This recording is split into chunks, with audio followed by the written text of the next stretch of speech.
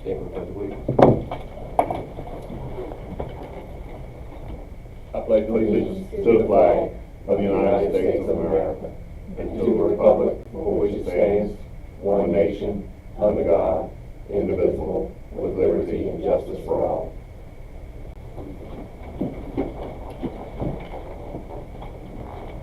Okay, roll call. District 1, Mrs. Runyon. Here.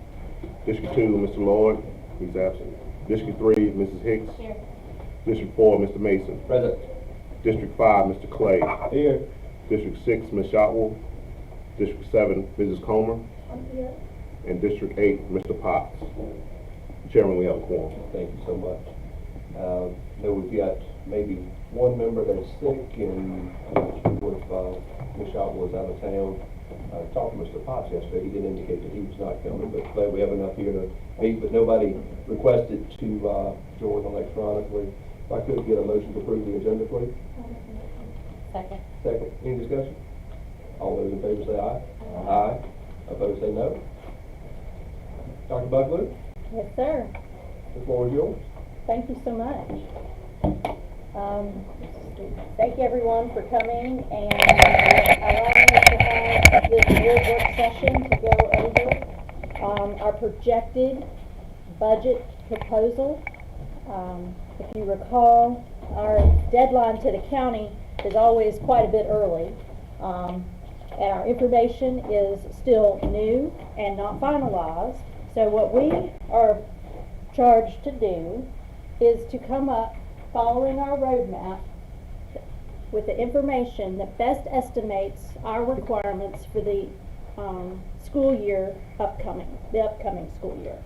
So this roadmap, and it may be hard to view, I gave each of you a printout so you will have a closer view of everything. It's just reiterating the budget calendar that you approved a couple of sessions ago.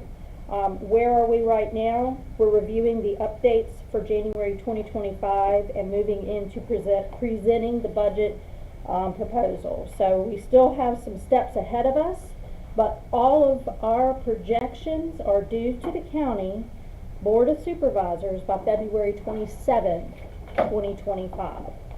So for today, we're going to give you a full disclosure that all of the information provided is based on the governor's proposed budget. Now, each year the governor will propose a budget, the Senate will propose a budget, and the House will propose a budget. So you have 3 different budgets that you could be working off of before they come to a final budget, which usually isn't until later in May.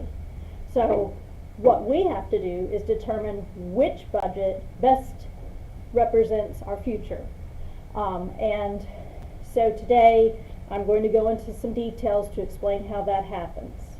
The revenues are what is given to us by the government at the state level. They assign a local required effort, which is your local revenue. Then you have some federal programs, which are the grants that you've applied for, the carryover grants that are still in your current buckets, and your school nutrition, which is also a federal program. Then we have other revenues, which are local fees and rentals and other items that make up that revenue. So the governor's budget has a few highlights I just want to give to you so that you know where we're coming from when we're talking about compensation increases. That's usually defined in your state level budget, and it is at this time a 3% projected increase for the SOQ funded staff. As historically, you cover all of your staff, and just as a note, they give us about a 1% increase in funding to provide a 3% increase for these just SOQs. So it's up to us to come up with the remainder. Yeah. And that Whose math is that? I just thought mine was off because I looked at. That's state math. I mean, this is, this, and you will find that in pretty much every line item. and Welcome to budget session. yes.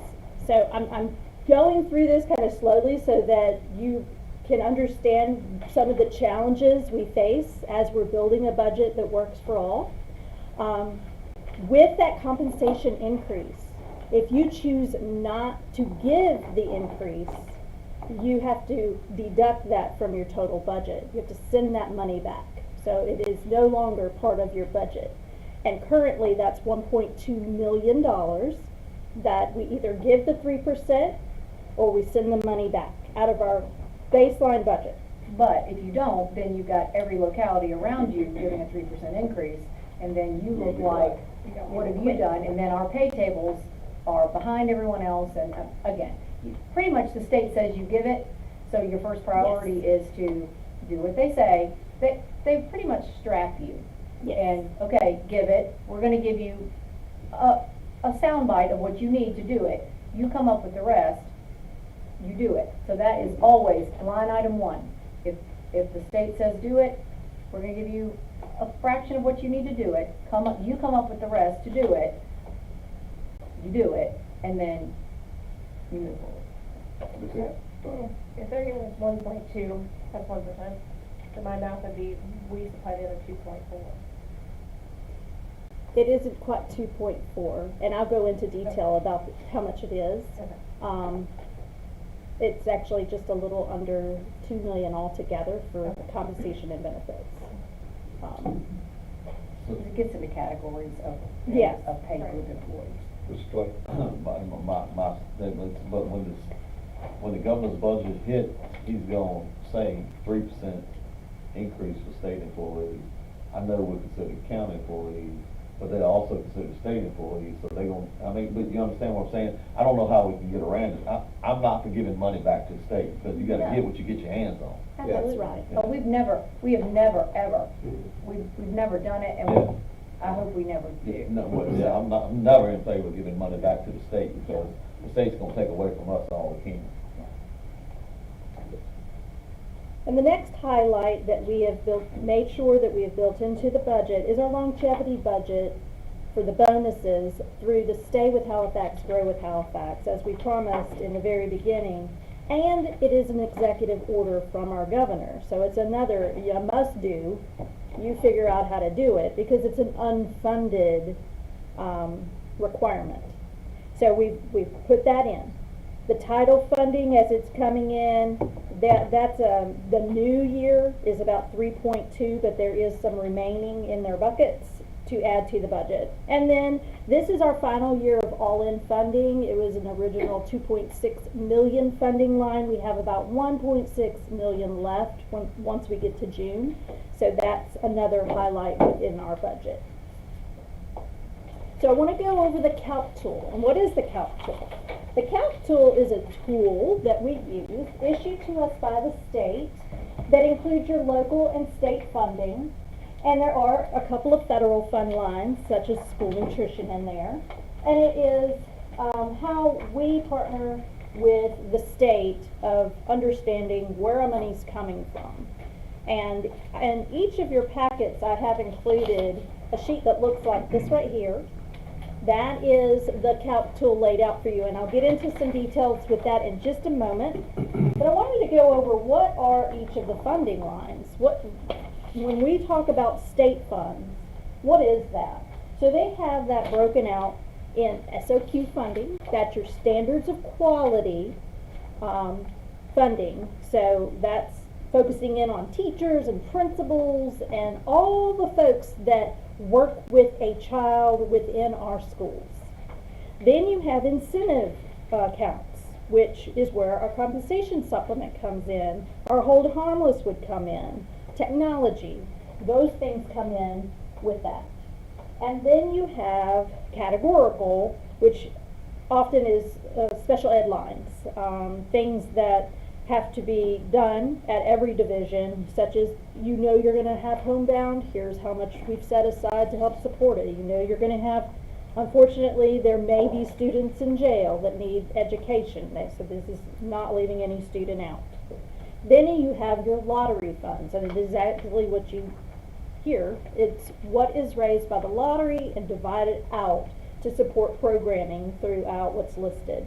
So this is your K-3 primary This is your at-risk, your reading intervention, your GED program, more special ed, and your career in tech. So there's many areas that are in your lottery funds. So, may I stop you right there, Dr. Buckley? An important, note that sometimes is misunderstood in the public, lottery funds are not extra funds that are distributed to schools. That is just another category that they use to fund schools. It's not like they took, money out of the general fund to fund schools and then, whatever the lottery generates, they send that above and beyond. What they did was they replaced general fund money with lottery fund money years ago when the lottery first came into being. So basically, it's just a replacement of where the money came from.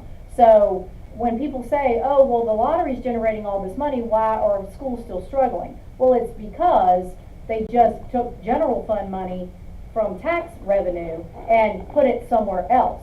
And right now, Virginia is sitting on a $3 billion surplus in the general fund, and they're talking about what to do with it.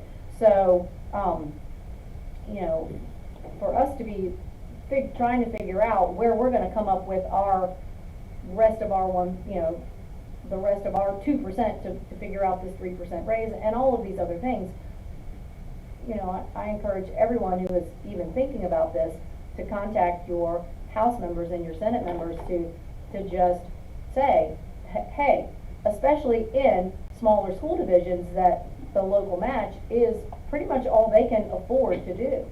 You know, we rely on state funding to keep our doors open.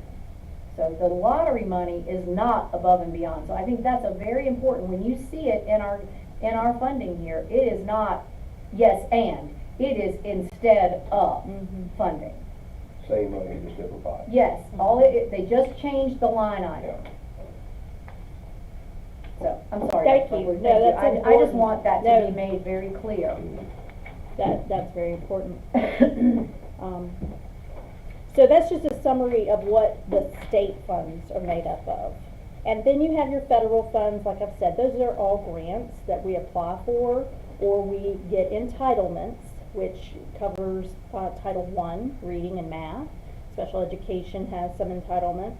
So those are just different funds.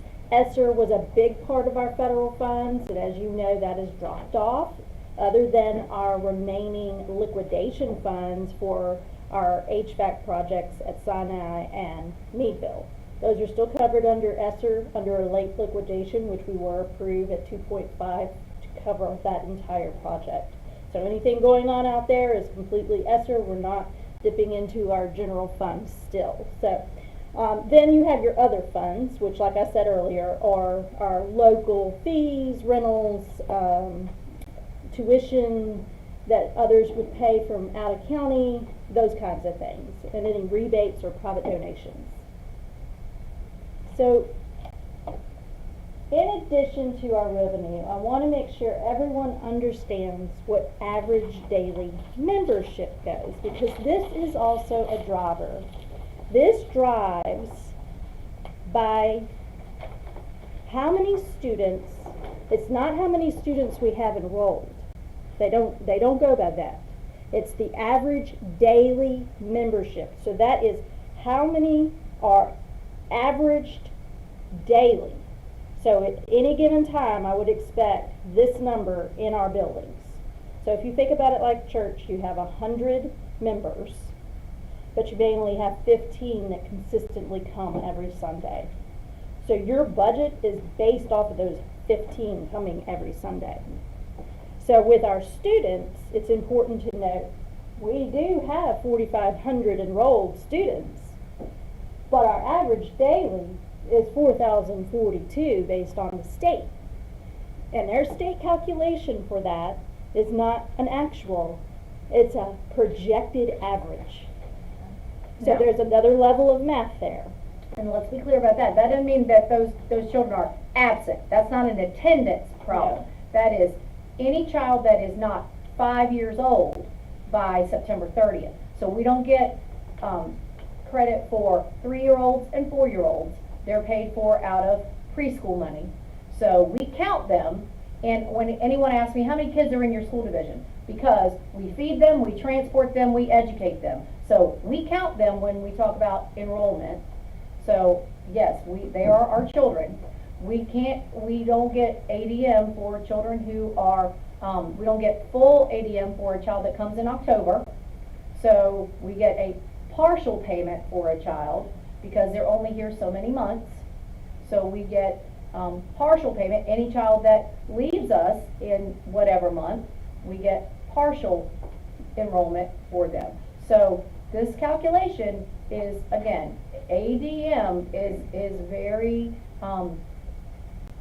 calculated. And so when you see our number in ADM and what we actually get funding for, it's very different than when people are asking, how many students are you responsible for? How many students we transport? How many students we actually are saying grace over? And how many we actually are paying for, truthfully, let's just tell the truth, that we are transporting, that we are feeding, that we are actually covering.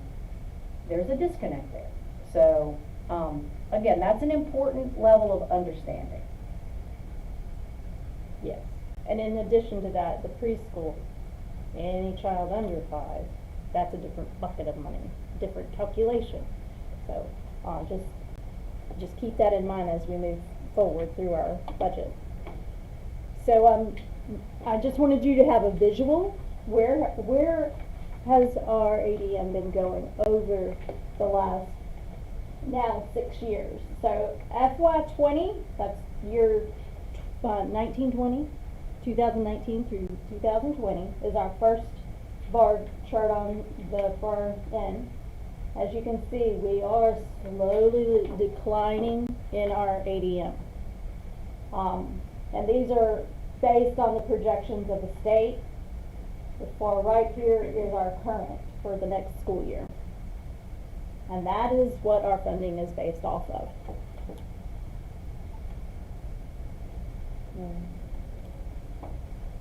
So now I want to dive into the handout that I gave you. And I won't spend a whole lot of time on it, but I do want you to completely understand. So each budget that is given to us, the governor's proposed, the House, and the Senate, each get their own draft of what we call the calc tool. And it is a tool to help us produce that projected budget. There are some significant items on here.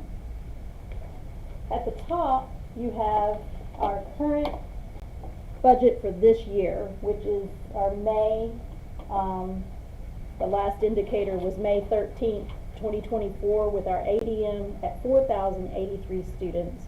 And our composite index, you will see on that line, is basically that's 30%. That number is how our locality is able to support us. So Halifax County is only able to support us at 30%. So the state is making up the rest. So if this number goes up or down, it tells us how well our county is able to support school divisions. And it did slightly dip 2 years ago. Yeah, we were at 3.0. This number is ingrained in us because when we were writing the grant for the school, it was 0.3038. Just that number was stuck in our head because we kept wondering, are we going to get 20 million or 30 million? And we were just slightly too high to get the 30 million. So we qualified for the 20 million. So it has dropped to 3012, which we're just a little poorer than we were. That's right. A few years ago, which means that they are obligated to give us slightly less. That's correct. So in these first 2 columns, you'll see this is the state share for each of the categories in the SOQ. And this is the local share. So again, this is our current budget that we are working out of. The next 2 columns, this is the projected governor's proposed state share, and then our locality. So overall, our SOQ accounts have a decrease of state funds of $132,000, and our locality decrease is $275,000, and that's just for SOQ. And as you can see, we're anticipating some of our programs have less funding, but if you'll focus in on your retirement, the supporting for our retirement expenses is going down, which means we have to make sure that we cover our employees, because that's an obligation, that's not a want to, or it is a want to, sorry, it's a have to. Then you have Social Security, which again, that's a have to, they're going down. Group life, again, slightly down, it's not $1,000, but group life is offered to all of our employees by a mandate of the state. So all of these are have-tos, and as you can see, this is where they're taking the money down so that they can put it in another area or completely take it away. Your next screen is about mid-page, but underneath the horizontal line. So yes, they're giving us more funds to cover the compensation increase, roughly 1.2 million between the state and the local. Then you come down here, and our at-risk student population taking a hit. Early reading intervention, taking a hit. Very important programming. We still have to serve these students. Then your class size, they're giving us just a little bump, but this right here doesn't equal even a teacher's salary. So with your class size, you're looking at the required maximum. You cannot go over this number in this classroom, and your student teacher ratio have to stay in this number. If I have to get a new teacher because my classes are too big, that's not going to cover it. Another hit is in our algebra readiness, which we all know is so very important for graduation requirements. They are giving us slightly more in our regional tuition, but that is only for a student who cannot be served in our locality. That's to pay for the tuition in another locality. You mean private placement? Yes, ma'am. And then, unfortunately, career tech and our infrastructure and operations, that's maintenance of our buildings, going down. How in the world? But all this is projected from the governor's budget. Yes, If there's none of this is fine. Yeah, because yes, they got a lot of things that's in there that could be taken out. that's correct. I mean, a lot of bills that's being proposed with, I know with what I do, there's a lot of bills proposed to add and take money away. So more likely this budget is not gonna be. It's not gonna be our final. Yeah. All things could change. It could go up or down. Right. But it's important to know where we stand as we're making our projection Right. for the county. Right. So most of this is going down because our ADM is going That down. is correct, which I was going to point out. Any X next to a column means that it is ADM driven. So that's where that number of students on your average daily membership matters the most. It's all of these X's, so you will see nearly every one of those is a negative. What I can't understand, how does it affect VRS? It's just how much they're willing to pay or distribute to us to make sure we make those payments.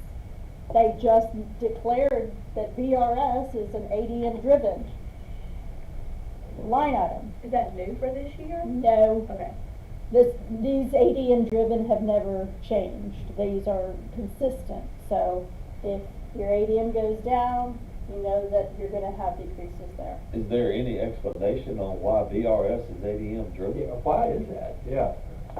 I can do some research and find out, but I mean, it's not gonna- typically it's they not don't gonna really change it, tell but- us. Yeah. It makes sense, because you typically, if you have this many students, you need this much staff, and then if your number of students is going down, then it makes sense that maybe you don't replace retirements, and through attrition, you maybe reduce the number of staff through attrition, and so you would see a normal drop in your staff, so you would have a slight decrease in your amount of VRS. So it does correlate. I can see a slight correlation to why it would be ADM. So, but are we talking about VRS to fund current teachers, new teachers, not funding retirements that have taken place. That's correct. Okay, that's. Current level, That's why I couldn't figure out why That's right. our number today would affect Mrs. Smith that retired 10 years No. ago that's drawing this. Sorry, Okay. let me make sure I'm clear. Well, you That's where my no. brain is going, like for our, whatever our workforce Okay. Yes, this is. is all workforce related. Got you, okay. Yes. Our Current workforce workforce. is- Got you. No, Yes. it was my brain that was off on that. That's Sorry. okay, sorry, I didn't really go into the definition, so as long as We we're all have to clear. contribute BRS every month for everybody. Yes, Right. So, yeah, yeah. And then the final section, this is where, your VPI comes in, and they're in their own bucket, and they're based on the number of students. So, they give them the number of students they are permitted to have in the program. And this one is hard to understand, so the math is funny. They're giving them 3 more slots, but they're reducing the amount per child. So that's why there's a negative. So they're going from 186 to 189. That's how many the max are allowed. But the amount per child went down. but we still have to Covered.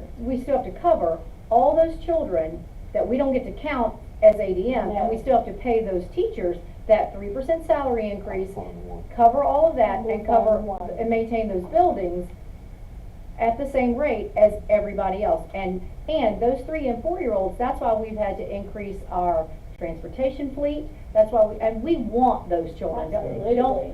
Do not hear me say that I want as many 3-year-olds as they will give us slots, and we will figure that out, because I wholeheartedly believe that it has impacted our readiness for children to learn. Mhm. And we will continue to figure that out. Give us more slots, fine, because that's what we need here in this place. However, that is ridiculous to cut, of all things to cut. Come on now. Yeah. In a small rural county, in a poor place, I hope to see improvements in the other budgets on that. Ms. Coleman, you have a question, Yes. comment? So our, I know we changed the insurance stuff where they're having to pay a little bit this time. Where is that included in this? So that is when we get our renewals. Okay. We have not gotten those renewals. Okay. The state has put out an RFP to make sure they want to stay with Anthem. Uh-huh. And since we're under the TLC, which is the state plan, we have to wait till March to know, one, did they go with Anthem again, and how much our rate increase will be. We had a really good meeting this week with our Anthem reps, and they can't give us any insight about ups or downs or anything like that. But our membership is, it's about 635 members, meaning our employees are utilizing it. And they're utilizing the wellness piece well, which is what you want to see. Right. So that they're making sure they're going to preventative care, they're doing their screenings, they're doing what they should do. So those are good things, and those will keep your rates down. Now, you always have possible outliers that can be a spike. So we just have to wait and see where that's going. And we still plan for that to include like the bus and car drivers that want to get it and all that stuff We too. have to do research on that to see there are a minimum number of hours by the state to qualify for benefits. So, and when you're looking at, PRS, there are very strict guidelines on that. I thought we had done that a couple months We did, ago. we added them. The insurance. The insurance, yes. Yes. We're working on the But BRS. BRS, Oh, we have to right, do more okay, yes. research. Yeah, I But understand that insurance, that's a yes. separate Yes, and we entity. have Yeah. several drivers that are already on the plan. Okay. I just wanna make sure. I've had a couple people reach out about that, making sure that they weren't gonna lose their insurance. Oh, no, no, no, no. we would never go No. backwards on anyone. Okay. Yeah, unless Thank it you. was some mandate, right, Right. put that out there. So, We're just waiting on the cost of the renewal, which we never have again, there's so many things we never have at this point. And the county doesn't have theirs either. So we all turn it in, and we all wait, yes, and we all come back to the table. Thank you. thank you. So the bottom line, this current year, to the projected governor's proposed of next year, we see a total $705,000 increase overall. And that's the ins and the outs that we just went through. That is to support everything we need in our current budget, plus the new pieces that are required. Okay? I'm mentioning this again because this will be a separate line item as revenue in our budget. So on top of what we just saw, the state and the local, we also have our 1.6 as a revenue line that helps us this year. But again, this is discretionary funds. We can only use it for what it was written for. This is a grant that Ms. Miller was able to obtain through the state. So it has to be spent on reading, math, and attendance. So that's that initiative that we've been working on the last 2 years. So I'm just saying, sorry? It's been paying for our tutors and Yes. attendance initiatives and all that. And the good piece is they are starting to be flexible, because before you could only cover grades 3 through 8. Now they're going to give us some flexibility for our high school students, which we know need tutoring, need attendance supports. So we're looking forward to guidance on that so that we can include that group. Now I want to transition into our projected expenses. This side of everything is our actual needs. And it doesn't matter which budget we go by, we need to look at all of these needs and make sure that we're able to cover them. So we are projecting a 10% increase. That's your basic projection for your health insurance increase. It could come in lower, or it could come in higher. We, right now, have been told 10% is a safe spot to put your projection in, so that's what we're using. And that would be a $418,000 increase on our budget. Then we have the vendor Bay Corps, and that is who we contract our general liability, property, casualty, and workers' compensation with. And it's divided into 2 parts of the policy. So for your general liability, I've been advised to 10%. Those renewals should be in by the end of February. Workers' compensation, about 7%. And the good piece on workers' comp is our claims have gone down, so it could come in lower. So people are paying attention to safety procedures within our buildings. Other areas that we typically look at that we want to make sure we have our funds for: the volatile industry of fuel. Hard one to figure out where we're going to go. We will go out to bid again to make sure we get a fixed price, but that's not till July.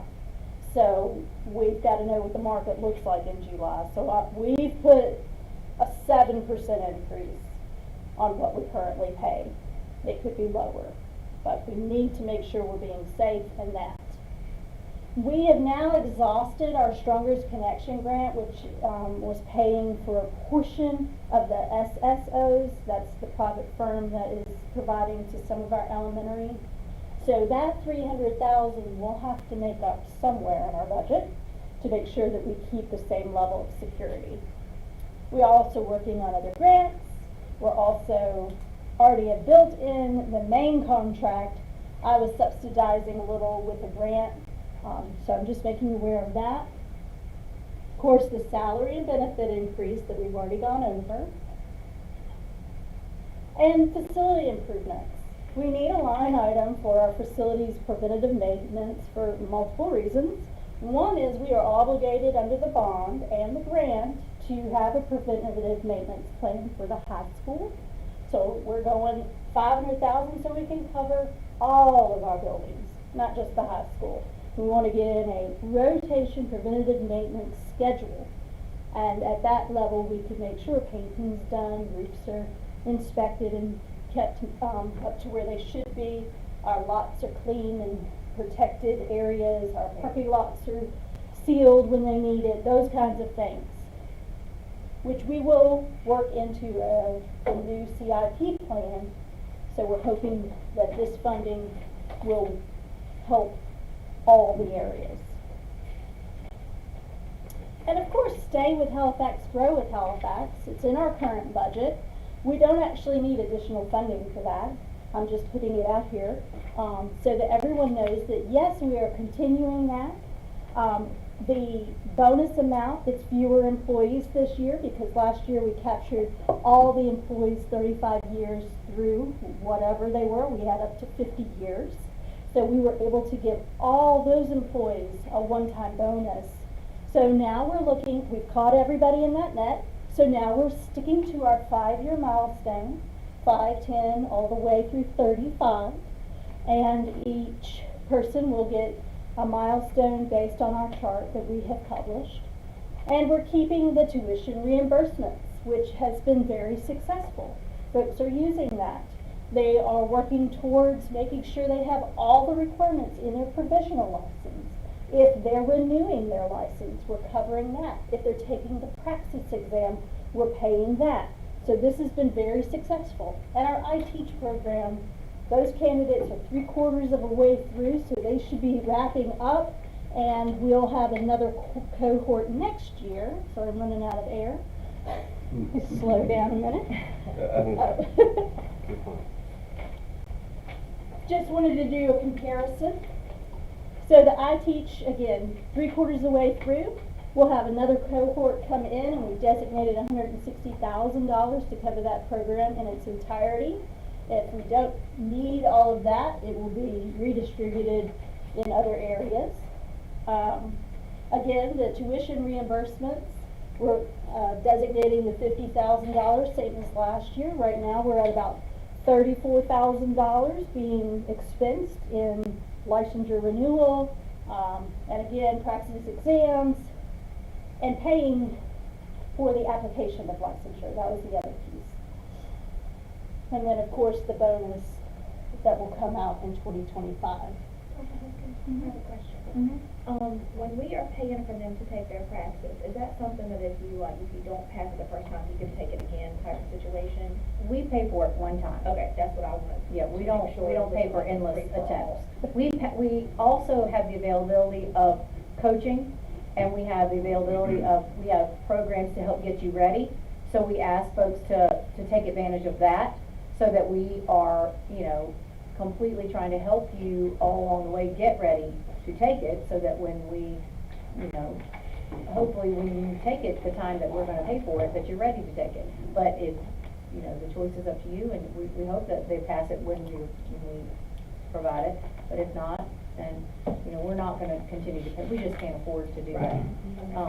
But I met with our new teachers yesterday, and we've got some champions out there that have really jumped into iTeach, and they are right on track for where they are supposed to be, and they are either wrapping up and are going to be done. I mean, it should take you a year to complete. The model is designed to be a 1 year, and we've got some in this February, and we've got some that are this close to being done, and they're super excited, and we're super excited because we need these people licensed, and we need as many licensed teachers in front of our children as possible. So we're going to have some success stories really soon. The ones that aren't taking the test, that are sitting there uncertified, we're giving them notices. Oh yeah, the intent forms have gone out, and we're working with principals, and they know who they are, and we've had some critical conversations recently. Then they know they're going to get the non-renewals. It's time. We had them last year. We're going to continue to have them, and we just can't. It's just time. So again, we have all the resources in place. We coach folks. We're trying to work with them. But at the end of the day, our children deserve licensed teachers in front of them. And I feel like we've put all these things in place financially. We'll help you get your classes. We've done everything but strap them to a chair and make them do it. Yeah, and we get it. It's hard. This is hard work. Teaching is hard work, but there are just requirements. Again, I would not continue to go to a doctor that didn't go through the paces of getting proper licensure to be a doctor. I just feel like after this long, we just have got to get there. You've got to get there. And I want to help you get there. I know that the school board wants to do this, and we've committed to it. Financially, we've committed to it. So, we're gonna get there. We're not gonna get there this year. We're gonna keep getting there. It's gonna take us time to get there, but we're gonna get there. And that's why we brought it to you today, just so you would know that it is working. People are taking advantage of it, and it's very important that we keep it going. So I pulled up, just before we go into our historical data, which I think is important that you understand where we come from, but I wanted to show that they did release the crossover bills from the House and the Senate. So this is just a really quick glance, without getting into all their jargon, of what they're proposing. So this is the House, and I've shrunk it down to just showing Halifax, because this is every county in the entire state. So again, recognizing that they are keeping our composite index the same, this is our same ADM, and this was the governor's proposed state level, okay? So if we roll through this, the House is proposing making sure that the reimbursement rate for school nutrition goes up to 28 cents. That would increase the overall school nutrition budget by $11,480. And I won't go through everything because none of this is finalized, but I just want to give you an idea of how they differ from what the governor's proposed is. So they're also looking to support more positions in basic aid, then fund an add-on for special education, and I can't tell you right now what that really means. It's just more funding for special education, which is always a great thing. So they want to offer increasing the budget from 48,000 to 50,000. Million. Million, sorry. Million. 48 million to 50 million. And the state, or the local required match, increasing it by $500,000 basically. So that's a picture of the House version of the crossover. And then we'll go and look at the Senate. The Senate has historically been a little more on par with what the end result is. So again, they're keeping our composite the same, our ADM the same. Here's our beginning of what the governor has proposed. They're doing the same. It says Senate bill. They've got the same numbers in the same categories. Maybe they're agreeing. It looks like it because the numbers are exactly the same. Maybe they're closer to, maybe because the session is so short. Right now, Maybe they're closer that's to all the agreement. information I have. They're both saying increasing our overall budget a little under 2 million and giving us take it. another 500,000. Sold.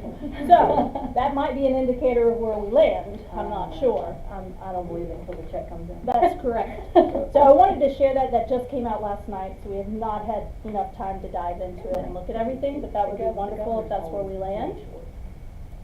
You got more money last. While we're looking at our budget, we want to make sure that everyone knows we're not looking to cut positions. We are still working on efficiencies. Anywhere we identify an efficiency gap, we're kind of attacking it, not to the level of Doge, but we are looking at And we've the, identified many yes. efficiencies in the last couple of years. there have been contracts we have not renewed on some services because they are not efficient for us. We are monitoring materials and supplies and software programs. So we have slimmed over this year. Now I just want to go through historical. That gives you the story of where we've been and where we are now. So just a quick caption. This is the proposed governors at the top, okay, for this next year. Historically, our required local match has been about the same, right around the $17 million mark.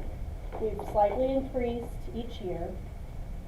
Our state revenues are on the same plane. And then our federal revenues, ESSER funds ran out. So that's why you see that dip there. Then, we're looking at our expenses. So the first slide was our revenues, now we're looking at expenses. We are projecting that our general operating, that's state and local, we meet our budget at about $69,720,760, which is 89.2% of our entire budget. And that is mainly the state part of the budget. Federal funds, they are just based on the grants that we do have. It doesn't go up or down unless we get new grants. And school nutrition, same story. Now, we'll point out, school nutrition is the only fund that is revenue-based. So if we have more revenue, great. If we don't have enough, we could have an issue, because as you know, we have a contract with Sedesco. So we have to at least meet that Sedesco. We have not run into an issue where we're not doing that. But I do want to point out, it is a revenue base, meaning that we can only pay our contract if the kiddies are eating the food and we're getting our reimbursements. So the kids aren't paying, but we have a reimbursement cycle that has to be met. I wanted to break this up by expenditure, by what category these are. These are how the state mandates that we divide our categories. Your first section is instruction. So typically, instruction is the biggest portion of our budget, and that's what you want. These are the folks that work with students every day. These are your principals, your assistant principals, your teachers, your parapros, your nurses, scratch nurse. Nurses go under health. So, clerical would be under there as well. Your social workers, psychologists, nurses, they're under health. Your attendance officers, they're under attendance. And central office staff and part of the staff that are in SPED down in PACE are under the administration piece. So you can see your instruction, your administration, attendance and health, your transportation, it's about the same, operations and maintenance, food service folks, we have very few food service that we actually pay anymore because they're under Sedesco now. We have about 14 staff members on Halifax payroll. Facilities, technology, and our federal programs. So the yellow is our current year, the red was last year, and the blue was 22-23 school year. So we're staying consistent, but if you notice, operations and maintenance have had a spike. Some of that's our heating oil. Heating oil went up. And some of the repairs, the unexpected repairs, have come into there. We've had several boilers not act right for us, and we've had to do emergency repairs on that. But the thing is, we had a contingency for those things, so that's where it impacted in our contingency area. And this is just another look at our spending by the object. 62% is salary, so that'll help you know how much of the budget is dedicated to salary. Benefits come in at 22%, and the rest is minimal percentages to maintain all the buildings and all the travel for the buses, the fuel for the buses, the heating and cooling of the building. They all fall in that little green area. OTPT will keep this area quite large. That's our occupational therapy and physical therapy.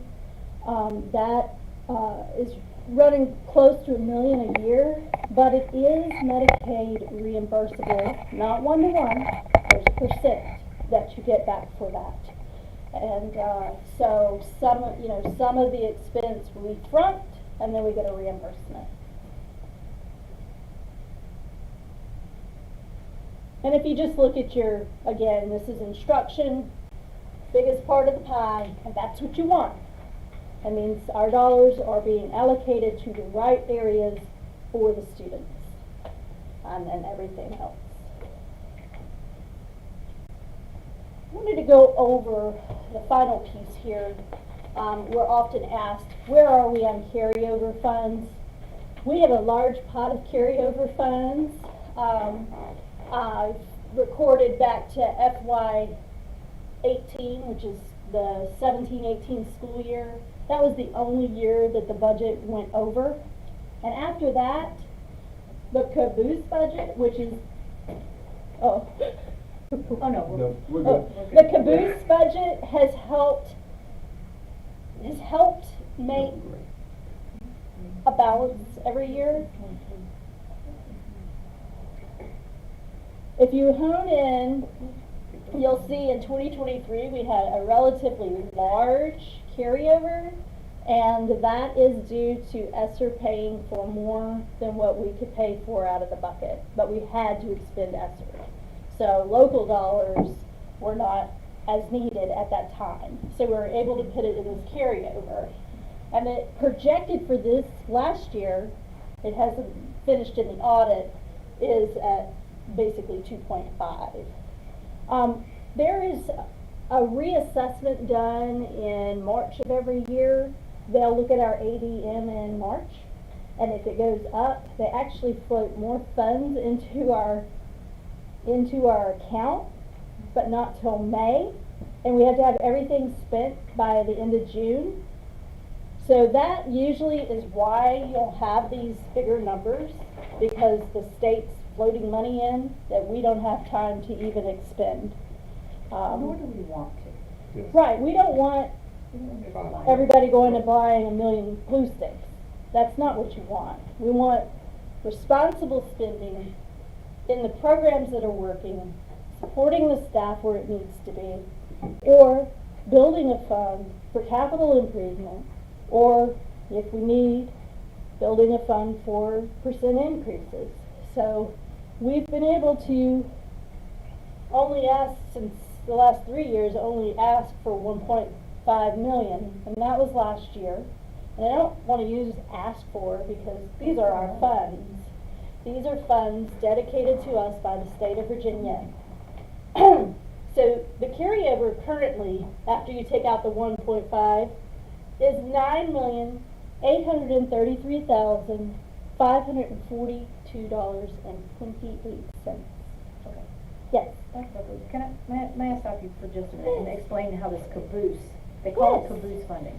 So in our children have counted in number of, we have to send our state count September 30th and March 30th every year. So they give us this tool right now, and this is based on a 3-year average of what they think is going to be in our enrollment every year. It's not based on actual numbers of children that have been in our schools. It's based on the Weldon Cooper study out of UVA, what the census says. So, when they get the actual number that is sitting in our seats, which has been higher every year in March, they calculate the difference, and they send us a fairly large check every May. Well, that money comes, we have already held the purse strings all year long and been incredibly frugal, found efficiencies all year long. So that money, that is why you see last year, again, this 2.4 million last year, 3 million the year before, all that. So we are being held to a number that is inaccurate when they do the calc tool.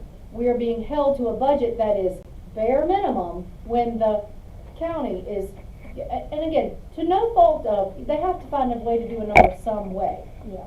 But when we are then coming back to ask for our carryover funds, it is because our money is sent back to us. They get it right. The state gets it right. But when we are starting the year next year, we actually need our leftover money from last year to fill in our money, to fill in the money, to start the year with the actual number of students that we know are going to be sitting in our seats when school opens in August. Because the number is not right, and those bodies are going to be on our buses and sitting in our seats. Because we already know, looking next year, we already know that our K-3 class size reduction, we already know of 2 places that we already can know we're gonna need 2 new elementary teachers. You know, do you see, I mean, these are already things that we're predicting. So, in addition to, I mean, we're already making those things, and we're not looking to increase staff. We may be able to move some people around, but at 0, we need some of this, we need some of this carryover money. It's our money. It was sent to us last spring. So it's not like we haven't already been frugal. So we need to be really clear that it's not because we have not found every single efficiency. It's because of enrollment numbers were not right. Not, you know, they were just off. The money was made right in March. The money was sent to us. We just didn't want to go out and buy things we didn't need. We wanted to hold on to it because we knew we were going to need it to open school in the fall. So again, we just need to be really clear about school finance is just very different from all other types of finance. And I just don't think there's a way of understanding it until you are deep in the weeds of it. So, anyway. So, this is not really a question that you probably can answer, but why doesn't the state base the easing our funding on September 30th on, say, the enrollment from May, you know, or the actual numbers, rather than We've just asked. a predicted? We've asked, and actually Dr. Buckley sent an email back to them asking, you know, why, and they've always just used that Weldon Cooper number from the census, and that's just what they do for everyone around the state. And they say, but we'll catch you up in March. We'll catch you up, you know, we'll catch you up in the spring, and so. And I can't build a budget based on that. I Yeah, have to build and- it on. We have to, again, and everyone is kind of held to the same standard, and which, okay, as long as the entire state is based on the same system, the onus then is on us to work with our locality to make sure that we have a good understanding of this is what we are going to need, and when we come to you, this is what we need and why. Based on the number of children in our seats, we need this money to pay our people, and this is what we need it for, to pay security, to pay our people, and cover all the bases. I have a question. Yes, Ms. Gomes. So this 9.8 million is literally sitting in an account somewhere. Okay. Why, if it's our money, why do we have to go to the other entity to get what belongs to us? I mean, I understand that there needs to be checks and balances. I respect that. I have no issue with that whatsoever. But if it was given to us from the state, correct? From the state for us, why is it going to them? Why is it not coming into our accounts and completely bypassing them altogether? Because all school money has to be reappropriated every year. Back, like at the end of every fiscal year, the money reverts back to the county, and then it has to be reappropriated back into our budget. Like, they have to approve every school budget every year. That's why our budget is, they set a deadline for us. It's due on February 27th, even though our numbers are nowhere close to final. We have to send it. Every department in the county, we are a department under the county. And so we send our budget, and then they have to hold a public hearing, they vote on it, and then, okay, so the money comes, and then we have to go and ask, yes, this is our money, but, oh, please, will you reappropriate it back to us? And what happens if they won't do that? We don't get it. We don't get it. It could just sit there. They can't spend it, but it could just sit there. I thought they have spent it. I thought, no, Mm-mm. no. No, these numbers, that I shared are from Mr. Simpson, what he's got sitting in an account. Is there not something we can do to fight that if they refuse to give it to us with legitimate concerns like teacher salaries, security of our schools, if they for some reason don't deem that a necessary reason to come up off that money? I don't think that they've ever not given it to us. They've always reappropriated it. Okay. I mean, I just want to make Specific with what we. yeah, we just have to be clear. I mean, last year we asked for the 1.5 for security and salary, and they reappropriated it back.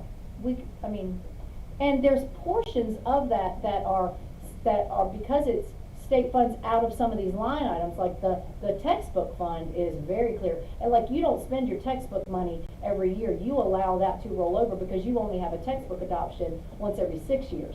So like, there's chunks of that you allow to build up, and that you have to allow that to build up, because textbooks cost a tremendous amount of money when you adopt those. And so there's just certain portions of that, but I mean, this is a large sum of money. So I guess what Ms. Cohen was trying to say, and I'm kinda in line with her, if they withhold the funding from us based on their belief, is there any consequences if they don't spend it, or if they do spend it? The money that's delegated to us from the state. We would have to ask, we would probably need to see counsel on that. I don't know, or what's in the Would code you on that. please? We can, certainly. I would appreciate that, if you would, just to have a contingency plan. Because the bare minimum funding is what we get every year from the county. Nothing extra, other than the salary table increase for 2 years. But other than that, it's been the bare minimum funding required by the state, correct? Yeah, what you don't want to get in is when the money comes back, when we get that caboose funding in May, what you don't want, the culture you don't want to create is that our caboose funding comes in May, and then we run out and just buy up a bunch of unnecessary things, or we start in a spending frenzy so that we don't have a carryover. And the audit process is still not finalized from last year. So we know that the 2.4, it's pretty much confirmed, but the audit process from the county is such a lengthy process, we don't know. I mean, here it is, mid-February of the following year, and we still don't know what the definite, we still don't have a copy of the audit report to know definitely what that number is. So, you know, how would we even know what number it would be to even go and request? Correct. I understand what you're saying, but I'm kinda in line with Holly on this. I mean, we need to know that the funding is there. And secure. And secure. We need to create an MOU. Right. Yes. We don't have any. That's what needs to happen.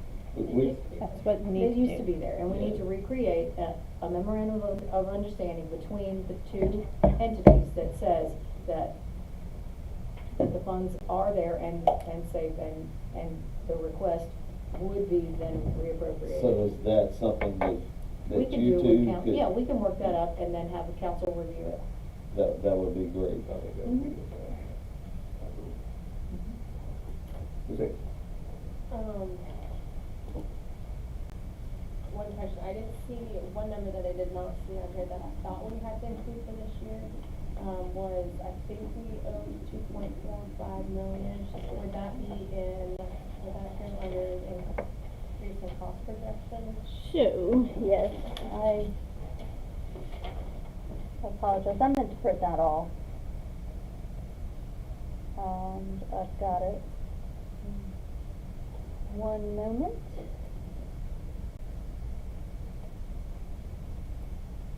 Alright, so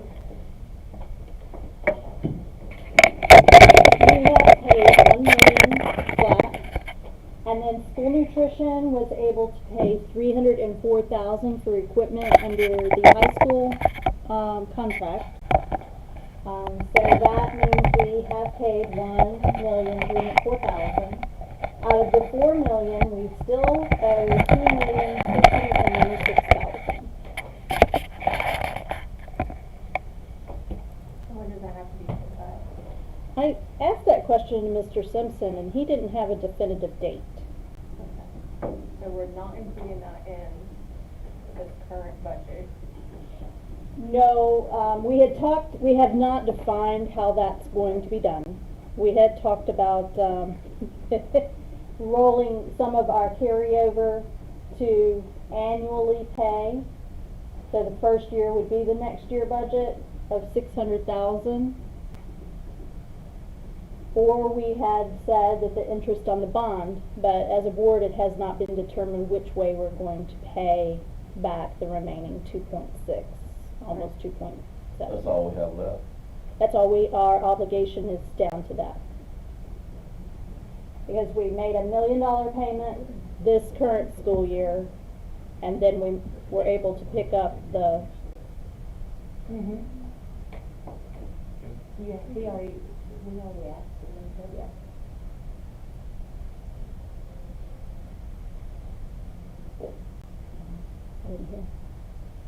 so this is my worksheet that I just keep ready. Yeah, okay, thanks. And then Sure. my other Yes. question, the capital improvement plan, I see 500,000, I ask every year, so thank you. I know we had this one, and I don't remember what we've done, what we haven't done. And how much money we got able to, but my numbers are probably.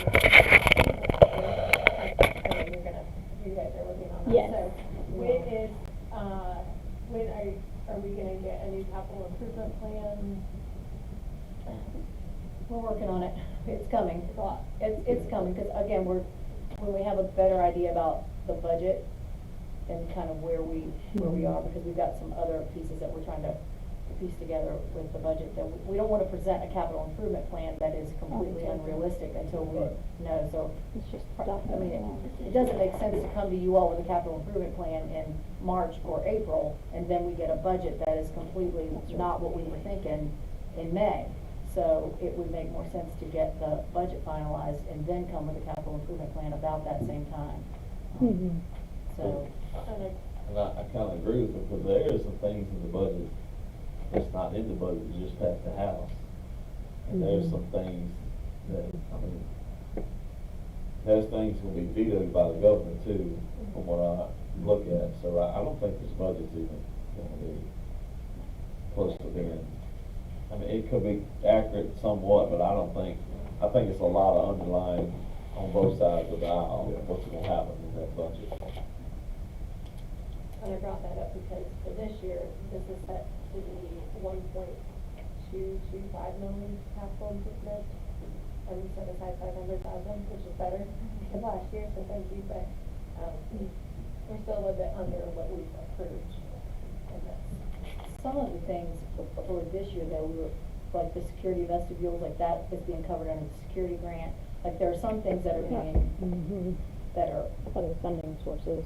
yeah, that are just coming out of other sources that are not, that we're not having to cover out of our Fund 1 or out of our grant, they're just being, that we were able to cover, so. Again, so we're trying to figure those out, again, before we move forward with the new capital improvement. There's just a lot of things. Well, with that, Mr. Lloyd sent me a couple things to share with you all, and it ties right into what Ms. Hicks just brought up. So I'll read this just as he sent it. I'd like central office to work on a few budget priorities. We need to return our attention to the capital improvement plan. That needs to be a 10-year project with targets for each year. Public has demanded it for years, and it's just good business. I'd like to see us refocus on a fleet replacement schedule for our buses and white fleet. A plan to introduce X percentage each year, so we're always good there. Lastly, I would like to make sure that we have a commitment to have at least 2 paid coaches for every sport with a fair salary. So, that's what he shared with me last night.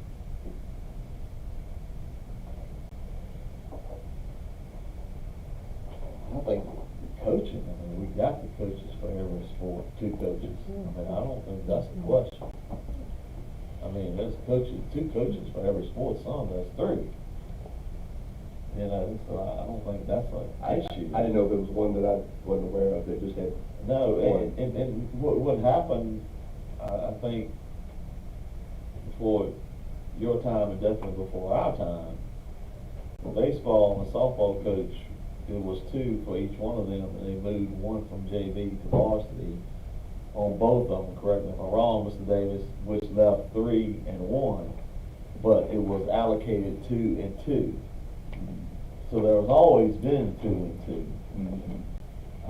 I don't see an issue with the coaching. I would like to see something with the I think the stipends have been, brought out there for these coaches to do off work sessions and off seasons. I got no problem with that if they're gonna do it tonight. My problem is, I don't see any coaches put forth effort right now to do a lot of that. And I'll just be honest with you, I know some are doing it, I know some are not doing it. And I think, you know, that's one thing I'd like to see going forward, if they are willing to work with these kids in the off-season. We introduce that stipend money to give them some money to work with these kids. As far as the coaching, I think our coaching staffs are equal out, but correct me if I'm wrong. I mean, I think we got 231. I'm pretty sure we do. Yeah, because that's a safety. Yeah, That's a safety. safety. I mean, you can't have less than 2 adults ever alone with children. I mean, for all the reasons why, that's how it's supposed to be. Yeah, and I think the previous board is the one that made the move to move one of the coaches from baseball and softball to varsity, that left the one coach down there, but it was 2 and 2, so you still got 2 and 2, if you really wanna look at it.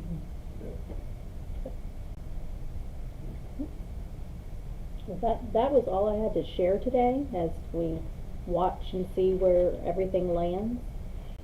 We will make sure that you are kept in current information as our school board meetings go along. And then, just as a reminder, sometime in May or a little earlier, we have to have our own public hearing based on our final approved budget. And that's when you will vote on your final budget. So, we do have to have that, projected budget to the county by February 27th. So we'll have to work out a time that we can all look at that together as we get the more information from House and Senate to determine which one we're going to present to them. Yeah, Mr. Cross. Me personally, I don't know where the rest of the board, there's 2 things I'd like to see. Number one is the MOU between the county and us. The other thing, I keep hearing about, you know, the money off the bond referendum. At some point, I'd like to know the figure we got on that. Because I keep hearing about what's there. I'd just like to know, I mean, I've never been told what the figure is there. I'd like to know what that figure is at some point. We'll put in a request for that. Yeah, I mean, because I think we need to know as a board what we have, and us not knowing what we have, we can't act on anything. I like to have a figure on that, because it's gonna go a long way with everything that we got coming up. It's gonna be on top of us pretty quick. Yes. Could you give them an update on the RFP and when it's due back? And Sure. kind of just talk about that. So we had 6 vendors show for our RFP pre-bid meeting. And we toured the entire campus of every field, every facility that is currently there. This is for the renovation RFP. We've actually got some that are coming back for a second look, more measurements. We've provided all the historical documents that we could find on our current facilities. We did extend the due date to March 5th. That gives them enough time to go and speak with engineers and whatever they need to produce the best bid that they can. So we're still in communication with several of them. And Charlie Peterson, the gentleman that you all met, he's helping spearhead this project as well. So once we get everything's due back March 5th, and that'll give us a better idea of what we're looking at and who all is interested in giving us that number. Is there a process, and I don't even know, have we done new RFP? All right, so that comes out after you all will review the recommendations from the renovation one, and then the RFP will go out for, based on what you all decide from right?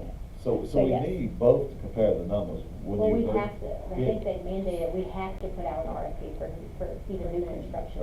I think we passed a motion to We request that. So- Because I was like, So the second, Stacy, I was like, Stacy, I wanna see both numbers, I don't wanna Right. just see one, I Right. want to see both. so there is an extra step we we have to take. Yeah. I have to put out that architectural one. I've got it basically drafted. I need to bring it before you all. I do need to know, do you want that during a regular school board meeting, or do you want it in a special session? I'd say get it to as quick as possible. I mean, it really doesn't matter to me. And that's just step one. Yeah, I think we need to get moving on it as quick as possible, because this is gonna be, we're already in a bind with some of the positions we're in. I think the quicker we move on this, I know you got a lot on your plate. Oh, no, I've got it basically drafted. I'd I say just get need it to to us at a regular get- meeting. I need someone to go over specs, which is none of us in this room. That would be more in the Mr. Garber world, just to make sure that we're requesting the right engineer and architect to come in. But other than that, I've got it drafted out, so. Do we need to have another budget meeting before the 27th? We will need to have a meeting to allow you all to review what we've put together at the end and give me any insight that you have based on what comes along after today, so that we possibly can. have that in with the We next could. budget meeting? We could, Okay. yeah. Cause nobody really knows, okay, does your advisor say that the RFP looks good? I mean, basically, you just need this board to say, That's right. does the people who do construction work say that the RFP looks good? I mean, 'cause Mm-hmm. That's right, that's pretty much what the board would say. If your people say it looks good, then it's good. yeah. I mean, that's just the truth. I mean, I'm not an engineer, I wouldn't know, you know. I just think we need something in front of us, the quicker the better. And I like to have all the numbers at one time too. Yeah, That way no you question, can- no question. You can just lay it right there in front of us and hit it all. Yeah. Compare. We can do a 30-day request on that one. It doesn't have to be 60-day. And then, once they come along and we make a decision, they would put out an RFP. Well, see, that's where we get into a tricky situation. When you're putting an RFP out, you're requesting a service. You have to select that person that you think is best, or you toss out the whole plan. At building new, typically, that architect engineer firm is the one that goes and gets the bids for the construction piece. So it's very difficult to say, well, we want to get prices for renovation and for new construction like that.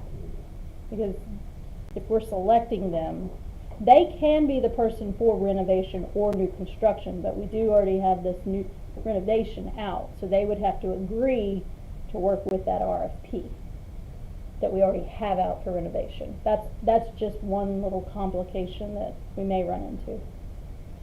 Okay, so is what you're saying is, would they be better served to get these renovation, because what we also know is that the renovation RFPs proposals are coming with Yeah. a design, Mhm. with a design element also in them. So you may be better served to see what's coming. Review that, and then, before this next RFP, like, don't be so hasty to send this next thing out just yet. See what it is, take a look at it, and then have some conversation about it, and then decide what you wanna, when you wanna send that out. I mean, Because- it's required that we send out an RFP for new build anyway, isn't that, I mean, we have to do I that. just think we New need- build or architect, do you see what I'm saying? Like, You you have to can't do just send out architect for a first. contractor to do a new build. Right. If you do a totally new build, what you're sending out is you have to send out an architect to do that. It's a Like, two-step. It's two-step, like you would have to send out for an architect to do a new design, and then that architect would hire The firm that's the going to. firm, like the Shockey or the Jamerson or what you've got in a renovation is you're allowed to just have contractors come in Yeah. and say, okay, I can renovate what you have. So the next thing that you're gonna send out is for an architect to come in and say, okay, I'm gonna build you Mhm. this thing, similar to what you have, gonna pretend that you've never seen before. Yeah. Right. I think we need to get this out there. I don't think we need, I understand what you're saying, but I think the longer we wait, the more we put it behind Well, But you may not have people come to, you may not get people to do that knowing that all this other is swirling, because it costs them it costs people a lot of money to dig in and do that, and that other people know that y'all are looking at this and this and this, and other people may say, I'm not gonna invest my time and money in doing that until I know what direction they're even thinking about. Well, we can't know the direction we're going till we see the numbers. So You see what I'm saying? so the RFP for renovations will do back March March 6th. 6th. And then 6th. the team is gonna go through all their rubrics and their process, and they're gonna bring you all the results of that. How quickly, after the March 6th date, could we start with the architectural process and then putting it out for? Because, I mean, that's what, I know us five sat here and said, we need to see all the figures. Yeah.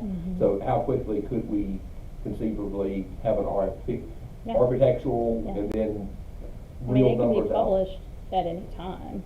That's all we're doing, is publishing it out there. We'll set dates. So, And it could, in theory, be one of the ones that has Could be one of been the in. six that's in It could this. be one of the, yeah, it could be somebody that's involved in this. So that was gonna be my next question. Are you suggesting that we wait because they are bringing designs, because they're supplying designs already yes. on the Renovation. renovation portion of it, so that what happens is if we put out another RFP, we can already know what design we want to go with? It could be. Essentially, is that why we're?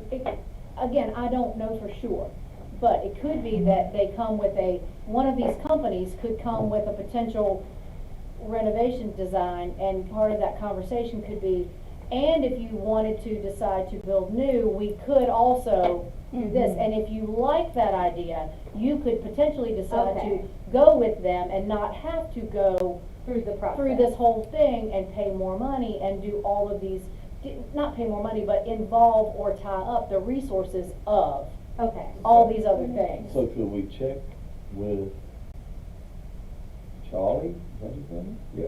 The guy who's done this a bunch of times, and see what he says is the best? Or did he Well, that's kinda what he was saying from the jump. Just to get these in us. It said, That's what he let this said. come. That and was let his you all-" recommendation. That was his recommendation from the start. He's done it a bunch of times, so. I mean, I can understand waiting now that I've had to, like, process the thought of why we're waiting. Like, I get it, I wanna see it too, and I wanna see it quickly, but if we could potentially, we don't know, but potentially if they come back and we already have a this or this, we really don't need to put it, you see what I'm saying? So I mean, I understand why you're saying we should just wait and see what comes in, Well, that's a because month. we may already have what we're looking for. Yeah. I think this can has been kicked a long way, and I agree, and I'm fine with waiting, but I think we can't keep kicking this can down the road. Yeah. I mean, But we do have a little bit of time, though. I mean, we haven't even torn down. Well, we got some you know. issues over there with way things that went, Yeah. I mean, there's some issues that, They can't touch your fund money, and as of November 30th, I got this email, because we requested it in December. On Thursday, December 19th, I got this from Mr. Simpson, and I'll forward this to you guys. And this tracks every month, the interest, that comes in every month. This thing grows a minimum of the lowest this thing grew is $242,000 a month. But the total BPSA interest it's sitting at $11,266,566.19. That was in November, so now it's February. So Karen, if you wanna email him, or I can email him to get a new update. So Okay. that's where it is right now. so, approximately, right, well, Yeah, that's 12 million. And that's what we've been saying all along, is that the'll be about 12 million. And what's the law that says it only, accumulate a certain amount, do we know that? a certain There amount? is an arbitration, hold on, arbitrage rebate.